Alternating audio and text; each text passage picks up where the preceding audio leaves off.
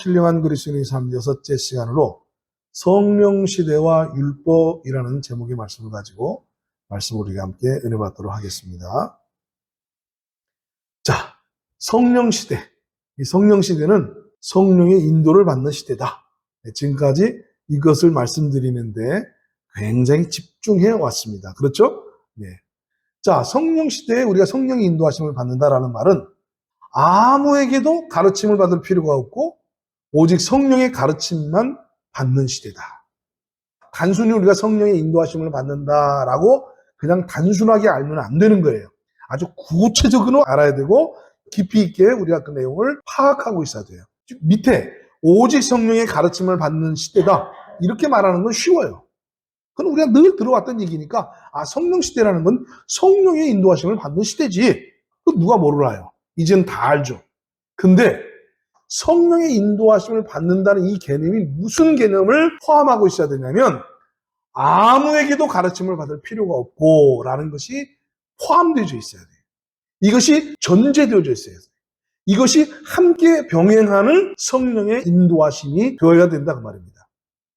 자, 오늘 읽었던 우리가 본문 요한일서 2장 27절 말씀을 보시면 아주 자세하게 언급이 되어 있습니다. 너희는 주께 받은 바 기름 부음이 너희 안에 거하나니 성령이 너희 안에 거하나니 이렇게 이해를 하시면 되겠어요. 아무도 너희를 가르칠 필요가 없고 이 말씀을 전제로 하고 있는 겁니다. 왜요? 성령이 너희 안에 있다는 얘기는 너희 안에 계신 성령 바로 그분이 너를 가르치기 위해서 존재하는 거야. 네 안에서 너에게 필요한 것을 말씀하시고 가르치고 인도하기 위해서 성령이 너 안에 거하시는 거기 때문에 다른 누구로부터 가르침을 받을 필요가 없는 거야. 그게 성령시대야 라고 말하고 있는 겁니다. 이게 성령시대의 성격을 규명하는데 아주 중요한 말씀이 되고 있어요. 우리 안에 오신 성령이 모든 것을 우리에게 가르쳐 주신다는 거예요. 그리고 그 가르침은 참되고 거짓이 없으니 너희를 가르치신 그대로 주 안에 거하라. 오늘 성령시대를 한마디로 간략하게 딱 요약을 하면 이렇게 요약할 수 있는 거예요. 성령이 너희 안에 거하시니 너희가 아무에게도 가르침을 받을 필요가 없고 그 성령이 모든 것을 너희들에게 가르칠 것이다. 그리고 그 가르침이 참되고 거짓이 없으니까 너희는 성령이 가르치신 그대로 주 안에서 거하라. 행동하고 순종하라. 이렇게 말씀하신 거예요. 이것이 성령시대를 살아가는 성령의 인도하심을 받는 성도들의 삶의 특성을 이야기하고 있다는 얘기입니다. 자, 또 다른 의미에서 성령시대는 기록된 율법의 법조문을 지키며 사는 율법시대가 아니다라는 걸 의미하는 거예요. 자, 성령시대는 무슨 시대가 아니에요? 율법시대가 아니에요. 그래서 모세가 준 그 율법의 법조문을 지키면서 살아가는 그런 시대가 아닌 거예요. 그러니까 십계명이 뭐냐, 또 모세의 율법이 뭐라고 얘기했느냐, 이런 것들을 가슴에 새겨서 그 말씀대로 쫓아 살으려고 그 법조문, 그 말씀, 그 한 구절 한 구절을 지키려고 애를 쓰며 살아가는 방식으로 사는 시대가 아니라는 거예요. 성령 시대는 기록된 법조문을 지키며 사는 율법 시대하고는 다른 시대예요. 아시겠죠? 율법을 안 지켜도 된다. 율법의 조문을 지키며 사는 시대가 아니다. 이렇게 말하면 그냥 탁 걸리는 사람들이 있어요. 이런 말만 나오면 율법을 우리가 지키며 살지 않아도 된다. 그러면 그냥 노이로제가 걸려가지고 이다. 잘못된 가르침이다. 저거는 문제가 있는 가르침이다. 대번에 그렇게 생각이 되지는 사람들이 있어요. 왜냐하면 어렸을 때부터 신앙생활 해오는 동안에 하나님의 법, 율법대로 살아야 된다. 율법을 지켜라. 구약의 성도들을 봐라. 율법을 지킨 자들이 복을 받았고 율법을 어긴 자들, 율법을 거역하고 불순종하는 자들이 그들이 하나님으로부터 저주를 받았고 하나님으로부터 많은 대가를 지불하면서 고통을 받았지 않느냐. 이스라엘 민족의 삶이 뭐냐. 율법을 지키면 하나님께서 그들에게 복을 주셨고 율법을 어기면 하나님께서 여지없이 이방 나라를 동원해서 그들을 고통을 주시면서 대가를 지불하게 하시지 않았냐. 그러므로 우리는 율법을 지키면서 살아야지 율법을 지키지 않으면 큰일 나는 줄 안다. 이렇게 들으면서 배우면서 살아왔는데 성령시대는 다른 누구에게 배울 필요도 없을 뿐만 아니라 율법의 조문을 지키며 사는 시대도 아니다? 뭔가 이상한데? 뭔가 이건 냄새가 나는데? 그러면서 벌써 딱 마음에 거부감을 가지시는 분들이 있을 수 있다는 거죠. 자, 그러나 로마서 7장 6절 하반절에 보면 이러므로 우리가 영의 새로운 것으로 섬길 것이요 율법 조문의 묵은 것으로 아니할지니라. 얼마나 명확하게 나와 있습니다. 그렇죠? 뭐라고 나와 있어요? 우리는 이제 이 성령 시대에는 무엇으로 섬겨요? 영의 새로운 것으로 섬길 것이요. 그러니까 새로운 시대라는 거예요. 영의 새로운 것으로 섬길 것이요. 그럼 율법에 대해서는 뭐라고 그랬냐? 율법 조문의 묵은 것으로 아니할지니라. 묵었대요. 묵은 건 뭐예요? 지나간 거예요. 이제 끝난 거야. 네? 그래서 성경은 이렇게 말합니다. 성령 시대는 돌비, 그 돌비에다가 십계명을 새겨서 하나님이 이스라엘 백성들에게 주셨잖아요. 그 돌비에 새긴 예언약의 율법에 대하여는 우리가 죽었고, 그래서 그 돌비에 새긴 율법은 묵은 것이 되어버렸고, 이제 성령 시대는 신비, 우리의 마음과 생각에 새겨놓은 성령의 법으로 사는 시대가 지금 성령 시대가 되었다. 성경은 이렇게 가르치고 있는 겁니다. 아멘. 자, 로마서 7장 6절, 이제 전체 전문입니다. 아까는 하반절만 읽었어요. 로마서 7장 6절에 이렇게 말합니다. 이제는 우리가 얽매였던 것에 대하여 죽었으므로 율법에서 벗어났으니. 자, 율법에서 어떻게 됐다고 그래요? 벗어났대요. 과거 우리가 율법에서 얽매여가지고 고생을 많이 했어요. 고통을 많이 받았어요. 그 고생과 고통이 뭐냐? 그건 잠시 후에 말씀을 드리기로 하고, 어쨌든 이제는 우리가 얽매였던 것에 대하여 죽었으므로 율법에서 벗어났으니. 할렐루야! 우리가 어떻게 됐어요? 율법으로부터 벗어났어요. 그럼 이제 벗어났으니 어떻게 하라는 거예요? 이러므로 우리가 영의 새로운 것으로 섬길 것이요. 그래서 율법에서 벗어났으니까 율법 조문의 묵은 것으로 아니할지니라. 할렐루야. 네. 이렇게 성경은 분명히 가르쳐주고 있는데요. 이 성경을 모르는 사람들은요, 어렸을 때부터 율법을 지켜야 된다, 율법, 십계명 이 소리만 막 듣고 자랐기 때문에 계명을 안 지켜도 된다, 율법을 안 지켜도 된다, 이런 소리를 들으면 그냥 난리가 나는 줄 알아. 근데 사실은 그 가르침이 좀 문제가 있었던 거지. 그죠? 그런 가르침이 문제가 있었던 가르침이에요. 오히려 우리는 지금 성령 시대를 살아가고 있는데, 성령 시대는 이제 우리가 율법에 매여 살지 않는단 말이에요. 율법이 아니에요. 우리는 율법으로부터 자유로워졌어요. 율법으로부터 벗어났어요. 그래서 무엇으로요? 영의 새로운 것으로 섬기는 그런 시대가 되어졌다 그 말입니다. 아멘. 그러므로 성령 시대가 어떤 시대냐? 다른 사람으로부터 가르침을 받을 필요가 없고, 심지어는 율법을 지키기 위해서 애를 쓰고 노력하지 않아도 되고, 율법의 조문을 쫓아 사는 시대가 아니라 이제 우리 안에 오신 성령의 법을 쫓아 사는 시대다. 이것이 얼마나 명확한지요. 히브리서 8장 10절을 보시면 이제 구약 성경을 신약 성경에서 신약적으로 복음을 풀어놓은 거예요. 구약은 하나의 모형이요, 하나의 예표라고 하면 그 모형과 예표를 이제 구체적으로 신약에서 풀어서 설명한 책이 히브리서인데, 그 히브리서 기자가 이 히브리서 8장 10절에서 이렇게 말을 했어요. 또 주께서 이르시되 그날 후에 내가 이스라엘 집과 맺을 언약은 이것이니 내 법을 그들의 생각에 두고 그들의 마음에 이것을 기록하리라. 나는 그들에게 하나님이 되고 그들은 내게 백성이 되리라. 여기 그날 후에라는 말은, 야, 너희들과 함께 새 언약을 맺을 텐데 그 새 언약을 맺은 그 후에는 내 법을 너희의 생각에 두고 그리고 마음에 이것을 기록하겠다. 그러니까 성령 시대는 하나님의 법이 기록되어져 있는 책에 있지 않고 어디에 있다는 거예요? 우리의 생각과 마음에다가 기록해놨다는 거예요. 무엇을 통해서? 성령을 통해서. 이해하시겠죠? 그러니까 이미 성령을 통해서 우리 생각과 마음에 하나님의 법을 새겨두고 기록해놨기 때문에 다른 어떤 것을 참조할 필요가 있어요, 없어요?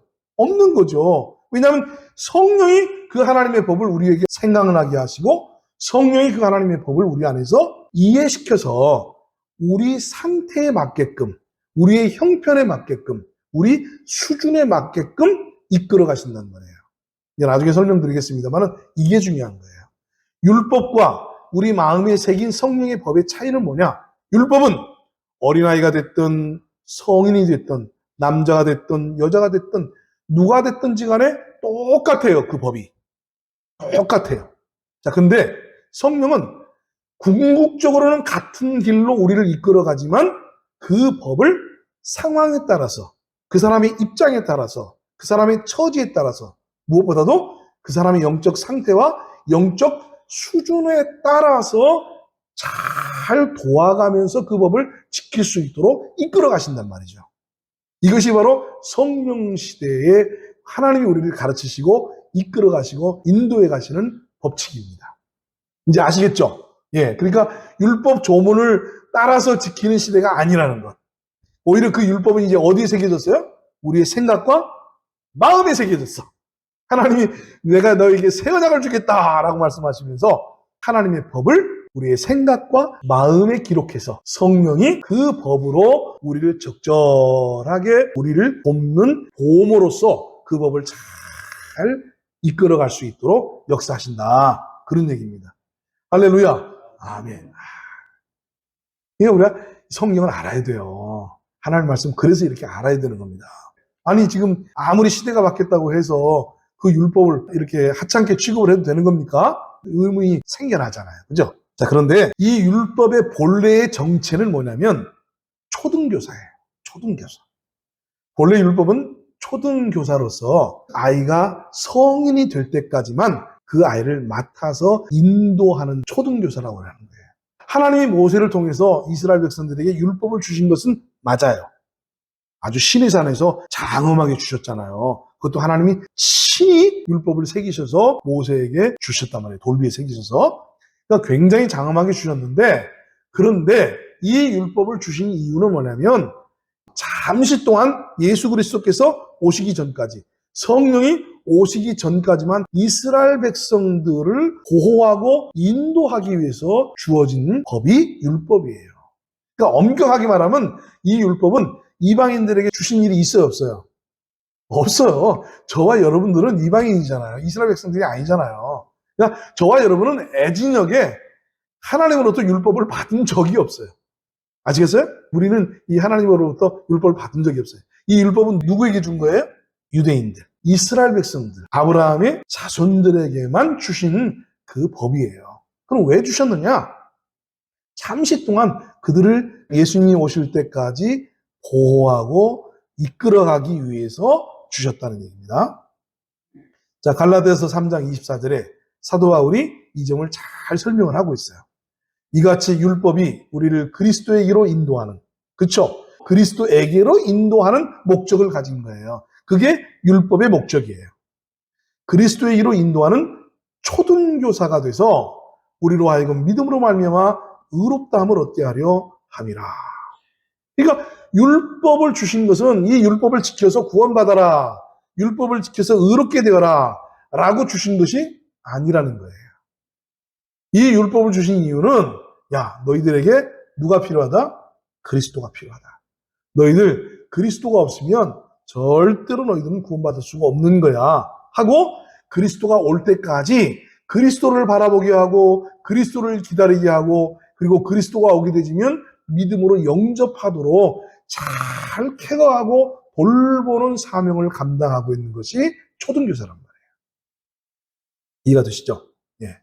근데 여기 갈라디아서 3장 24절의 초등교사는 다음에 좀 시간을 내서 구체적으로 설명을 드리겠습니다만 간략하게만 말씀드리면 이 초등교사가 노예교사예요. 노예교사. 그 시대에 특별히 존재하고 있었던 아주 독특한 제도인데 이제 전쟁을 하잖아요. 전쟁을 하면은 전쟁을 해서 이겨요. 이기면은 거기 이제 그 식민지로 삼고 거기 있는 사람들을 노예로 잡아오는데 그 노예 중에는 고관 대작들이 있을 거 아니에요.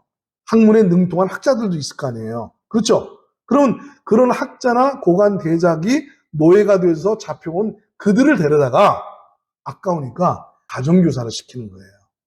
노예인데. 자기 아이들을 성인이 될 때까지 가르쳐다오 하면서 초등교사가 되주는 거예요. 아시겠죠? 아이들에게는 교사인데 실질적으로 이들의 신분은 뭐예요? 노예예요. 그러니까 임시로 이 아이들을 맡아서 기르는 노예교사.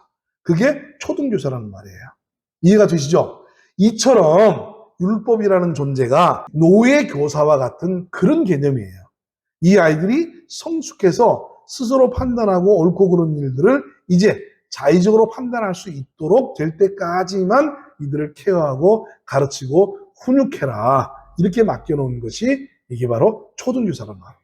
율법도 그런 거예요.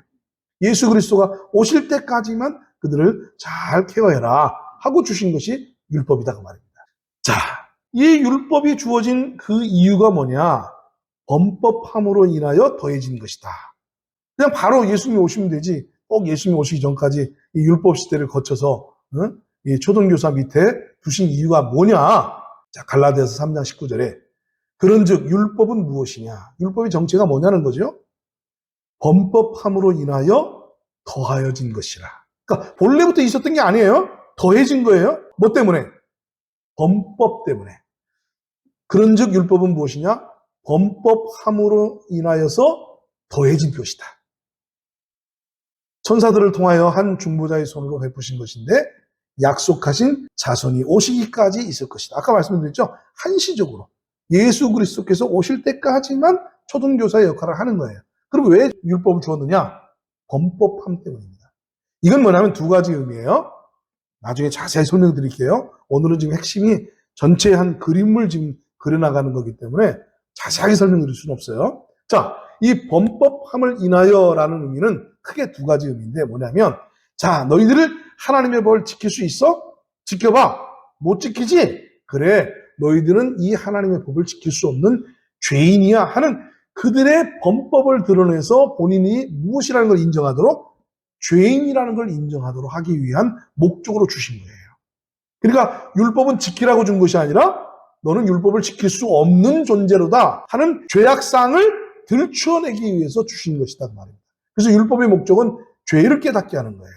우리를 구원하기 위해서 주신 것이 아니라 도리어 죄를 깨닫게 하기 위해서 율법이 주셨다는 거예요. 이것이 바로 범법함을 인하여라는 첫 번째 의미고 그 다음에 두 번째는 뭐냐면 하나님의 백성, 선민 이스라엘 백성들이 그래도 하나님의 택하심을 받았는데 비록 그들이 율법을 온전히 지켜서 의로울 수는 없지만 그래도 이방인들과는 다른 삶의 수준을 살 수 있도록 케어하기 위해서 율법은 우리로 하여금 죄를 못 짓게는 못하지만 죄를 덜 짓게 하는 억지력이 있단 말이에요. 그렇죠? 모든 율법의 기능이 바로 그거예요. 죄에 대한 억지력을 가지고 있는 거예요. 그리고 죄를 지으면 안 된다라고 하는 강력한 메시지가 있는 거죠. 그래서 이런 두 가지의 의미를 가지고 율법을 이스라엘 백성들에게 준 거예요. 그러니까 한편으로는 죄인인 걸 깨닫고 그리스도의 필요성을 깨달아서 그리스도를 맞이할 준비를 시키고 다른 한편으로서는 그들의 죄를 억제시켜서 이방인들보다는 좀 다른 삶을 그래도 살고 하나님 앞에 거룩을 추구하는 민족이 될 수 있도록 하기 위해서 주신 것이 율법이다. 그런 얘기입니다. 이해가 되셨죠? 네, 그래서 이걸 범법함을 인하여 더해진 것이다. 그랬습니다. 자, 그럼 율법 이전에 뭐가 있었을까요? 더해졌다 그랬으니까. 은혜의 언약이 있었어요. 율법 이전에 뭐가 있었어요? 은혜의 언약. 그게 바로 창세기 12장에 나타나 있는 아브라함을 부르셔서 하나님이 아브라함에게 내가 너로 큰 민족을 이루게 해주겠다. 그리고 너로 말미암아서 모든 민족이 복을 받도록 해주겠다라고 약속하신 것. 이것이 바로 은혜의 언약이에요. 그러니까 처음부터 아브라함은 하나님이 아브라함을 부르셔서 율법을 주시고 자, 율법을 지켜라. 그럼 내가 너를 구원하겠다. 율법을 지켜야 네가 의롭게 되어진다. 의로운 삶을 살 수 있다. 거룩한 삶을 살 수 있다. 이렇게 아브라함을 부르시면서부터 율법을 준 것이 아니라는 거예요. 율법은 아브라함 이후에 430년 후에 모세로 말미암아서 시내산에 주었어요. 그러니까 하나님이 처음 아브라함을 부르실 때는 내가 너로 큰 민족을 이루겠다. 그리고 너로 하여금 복의 근원이 되게 해서 너로 말미암아 모든 민족이 구원을 받을 수 있도록 내가 큰 복을 주겠다. 그래서 아브라함을 일컬어서 뭐라 그래요? 복의 근원이라고 얘기해요. 이해가 되시죠? 그러니까 창세기 12장에서 하나님은 아브라함을 부르실 때 율법은 처음부터 생각도 안 했어요. 생각도 안 했어요. 언약을 세워서 내가 이 언약으로 말미암아 너로 말미암아서 모든 민족이 구원받을 수 있도록 하는 그런 모판, 그런 제사장적 민족과 나라를 세우겠다. 이렇게 말씀하셨는데 어리석게 이스라엘 백성들이 범법함을 자꾸 행해요. 그리고 이 제사장적인 사명을 잃어버려요. 그래서 하나님이 모세에게 시내산에서 율법을 주셔서 그들을 잠시 동안 맡아서 그 율법 아래에 있도록 하신 거예요. 갈라디아 3장 15절에 이렇게 분명히 말합니다. 형제들아, 내가 사람의 예대로 말하노니 사람의 언약이라도 정한 후에는 아무도 패하거나 더하거나 하지 못하느니라. 내가 이것을 말하노니 하나님께서 미리 정하신 언약을, 이게 바로 창세기 12장에서 아브라함과 맺으신 언약을 말하는 거예요. 미리 정하신 언약을 430년 후에 생긴 율법이, 그렇죠? 예. 율법은 430년 후에 모세 때 세워진 거예요. 아브라함 때 율법이 주어지지 않았어요. 430년 후에 모세로 말미암아 주어졌어요. 그 율법이 미리 정하신 언약을 폐기하지 못하고 그 약속을 헛되게 하지 못하리라. 아멘. 아셨죠? 예. 그러니까 율법이 그래서 찬밥 신세를 받는 거예요. 예? 예, 율법은 언약을 파기하기 위한 대체된 언약으로 온 게 아니고 그 언약을 구체화하기 위해서 오히려 저들을 깨닫게 하도록 이 언약, 바로 아브라함과 맺었던 그 언약을 성취하는 데에 도움의 역할을 할 수 있도록 하기 위해서 잠시 초등교사로서 율법을 준 것이지, 율법이 그리스도인의 삶에, 이스라엘 백성들의 삶의 핵심이나 원리나 방식이 될 수 없다는 겁니다. 자, 그럼 아브라함과 맺으신 이 언약은 뭐냐? 에덴 동산에서 생명과 언약을 복구하여 성령을 주시기 위한 언약이에요. 그러니까 인간을 하나님이 지으시고 최초에 맺으신 언약은 아브라함 이전에 있었어요. 아브라함과는 구체적인 언약을 체결했지만 하나님의 경륜 속의 핵심 내용은 뭐냐면 동산 중앙에 두셨던 생명나무. 이 생명나무 실과가 오늘 이제 성경 전체를 보면은 생명, 즉 성령. 이것이 로마서 8장에서는 8장 1절 2절에서는 생명의 성령의 법 이렇게 되어 있는 겁니다. 이것이 에덴 동산에서 처음 하나님이 주시려고 하셨던 생명의 법이에요. 그것이 생명나무예요. 근데 에덴 동산 중앙에는 두 그루의 나무가 있었잖아요. 하나는 생명나무가 있었고 선악을 알게 하는 나무 실과가 있었잖아요. 그렇죠? 선악과. 그럼 선악을 알게 하는 나무의 실과는 뭐예요? 문자 그대로 선과 악을 알려주는 나무예요.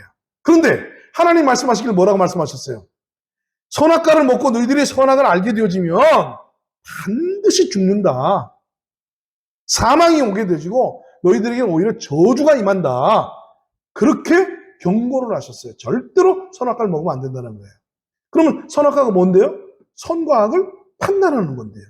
그럼 우리가 생각할 때 여태까지 우리는 어떤 교육을 받았냐면 어렸을 때부터 이것은 선이고 이것은 악이고 이건 하면 되고 하면 안 되고, 그래서 어떤 일을 하면은 아우 잘했어 내 새끼, 아우 착해 엉덩이 두들겨주면서 아우 이뻐 죽겠어, 그래 잘했어 그렇게 하는 거야. 어이구 인사도 잘하고 아이고 인사 잘한다고 아이고 착한 아이 이러잖아요.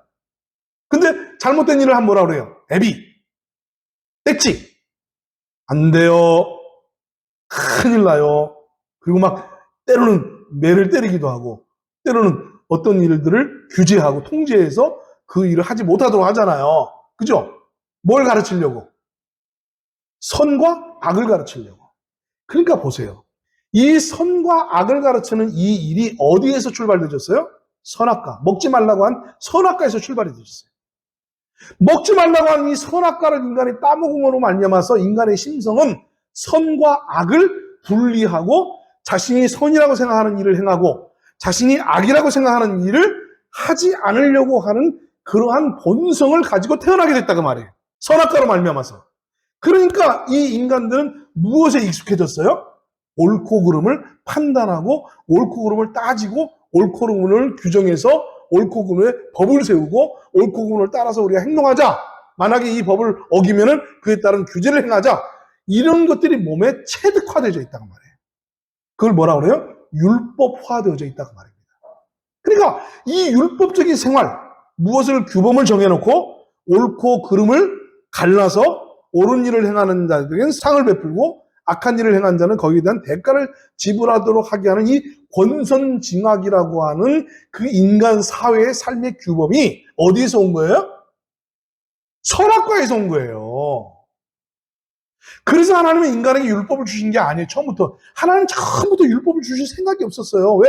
그 방법으로는 인간이 절대로 거룩해지거나 하나님 앞에 의로워질 수 없을 것이기 때문에 오히려 이것을 먹으면 너는 선악의 원리에 가두어져서 선악과의 원리에 의해서 사람을 판단하고 정죄하고 시비하고 다투고 그러면서 정말 인간 사회가 평화가 깨지고 전쟁과 분쟁과 이런 그 악한 행동들로 인류가 망하게 될 것이다. 경고하신 거예요. 그러니까 선악과를 따지는 일은 인간에게 행복이 아니에요. 선악을 따지는 일은 오히려 인간을 죽이는 일이에요. 여러분, 부부간에 싸우는 이유가 뭐예요? 뭐 가지고 싸워요? 옳고 그름 되는 때와요. 방금 뭐라 그랬어요? 아니, 왜 말을 그렇게 해? 아니, 뭐, 당신은 그러면, 뭐, 옳게 행동했어요? 왜 당신은 그러면 그렇게 행동하는데? 자기 기준에서 옳고 그름을 가지고 따지고 싸우는 거예요. 그러니까, 선악과가 발동되지면 화합이 일어납니까? 전쟁이 일어납니까? 전쟁이 일어나는 거죠. 그래서 하나님께서는 선악과로 인간을 구원하실 생각도 선악과를 통해서 인류의 행복과 평화를 주실 생각도 전혀 없었던 거예요. 왜? 선악, 인간의 지식이 성장하면 성장할수록 인간은 따지기를 좋아한단 말이에요. 그러니까 똑똑한 사람일수록 뭐 하기 좋아해요? 따지기 좋아해요. 얼마나 잘 따지는데. 아주 자기가 똑똑한 줄 알아. 잘 따져. 근데 따지긴 잘 따졌는데 딱 보면은 그 따짐 때문에 사람들이 상처받고 아파하고 고통받고 관계는 파괴되어지고 문제는 심각해진단 말이에요. 그걸 몰라. 하나님은 그걸 경고한 건데 실컷 따져가지고 내 속을 후련해졌어. 거봐, 내가 옳았지? 너 틀렸잖아. 지난번에 너 그렇게 말했는데 내가 이렇게 된 게 내 말이 증명됐지? 아유, 나 속이 후련해. 까불고 있어. 내가 얼마나 똑똑한데. 그러면서 자기가 아주 훈훈해졌고 아주 똑똑해졌고 자기가 옳은 것이 증명이 되졌어. 근데 그게 뭐 어째서? 옳은 게 증명됐는데 알고 봤더니 그것 때문에 상처받고 고통받고 관계가 삐뚤어지고 오히려 더 악의에 차이고 이런 분쟁이 일어난다고 말해요. 그래서 하나님께서는 선악과를 우리에게 주시지 않았어요. 이거 먹으면 너희들은 큰일 난다. 망한다. 절대로 선악과 먹지 말아라. 선악을 분별하는 일이 좋은 일이 아니다.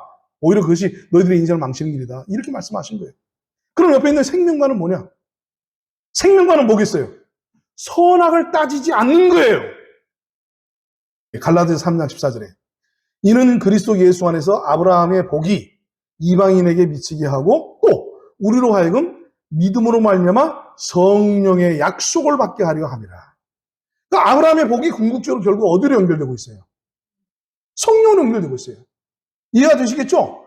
창세기 12장에서 하나님이 아브라함을 통해서 주시려고 했던 그 복은 결국 성령의 약속을 받는 것인데 이 성령의 약속은 결국 최초의 인간, 에덴 동산에서 하나님이 인간을 지으시고 창조하셨던 생명과의 법이에요. 생명과. 그러면 이 생명과의 법은 뭐예요? 따지지 않아요. 아시겠어요? 생명과는 따지는 것이 아니라 어떻게 하면 저 사람을 살리고 저 사람과 나와의 관계가 좋은 관계가 되어져서 평화를 이루고 서로 상생하고 서로 정말 하나님께 영광이 될까? 이걸 고민하는 법이 생명의 법이에요. 내가 옳지만 평화를 위해서 기꺼이 내가 내려놓을 수 있는 것. 내가 저 사람이 잘못하고 있는 것을 박살내고 싶지만 박살낸다고 해서 그에게 무슨 유익이 있겠느냐. 저 영혼을 위해서는 오히려 격려해주고 인정해주고 세워줘야 되지. 이것이 바로 생명의 법이다 그 말입니다. 이걸 예수님께서는 사랑의 법이라고 얘기했어요. 이걸 자유의 법이라고 얘기했어요. 이건 나중에 이제 구체적으로 말씀을 드릴 겁니다. 말씀을 맺겠습니다. 성령 시대가 무슨 시대냐? 성령의 인도하심을 받는 시대입니다. 성령의 인도하심을 받는다는 게 뭐냐? 다른 아무의 가르침을 받을 필요가 없는 시대. 성령이 우리 안에서 가르치시는 것이 다 옳고 참된 것이기 때문에 우리는 오직 성령의 인도하심만을 받으면 되는 시대. 그것은 율법의 조문을 지키면서 살려고 하지 않는 시대다. 율법 시대는 끝이 났고 새 언약의 시대는 하나님의 법이 우리의 생각과 마음에 새겨진 법이다. 그리고 이 새겨진 이 법은 율법을 쫓아 살지 않기 때문에 성령을 쫓아 사는 이 법은 아브라함으로부터 이미 약속되어졌고, 그리고 최초의 인간 아담을 하나님이 지으시고 에덴 동산에서 약속하셨던 그 생명의 법, 그것이 성령이다. 율법은 잠깐 인간에게 이 성령이 얼마나 필요한가를 깨닫도록 하기 위한 초등교사로서 예수 그리스도를 대비하도록 하기 위한 역할을 수행하도록 했을 뿐이다. 이것이 오늘 말씀의 핵심이었습니다.